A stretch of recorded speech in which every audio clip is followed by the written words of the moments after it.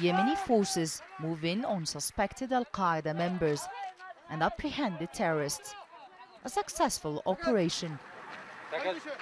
But this is just a training exercise taking place at the counter-terrorism army base, set up with the help of the US and Britain. Yemeni men and women train side by side, ready to combat militants who have already captured the coastal city of Zinjibar in the south.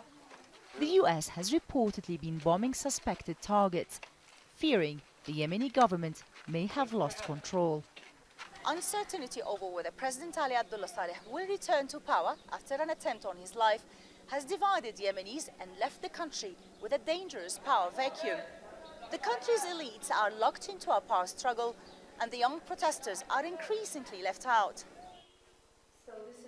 Mohammed Abu Luhoum is a former close ally of the president, but is now a leader of the opposition. He says negotiations are going on behind closed doors for a peaceful solution between them and the government. And he is positive about the direction Yemen is heading. Corruption is the biggest problem that we have here in Yemen. If you look at a government that has been in power for over 20 years and we haven't managed to succeed in doing anything, this revolution is not only limited to the opposition, but rather to all. And the youth will always have a major saying, and the youth in the squares will always have a saying, and they have played a major role, and they will continue to play a major role. The majority of pro-democracy protesters have left Change Square, believing they've won the revolution now that the president has gone. Others have moved on and formed political parties, like Ismail al-Ajayli.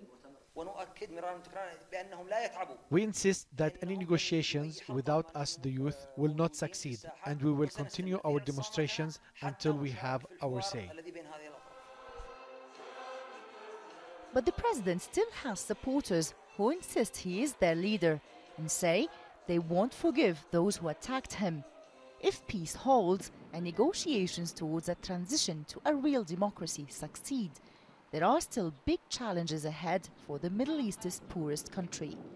Lina Sinjab, BBC News, Sana'a.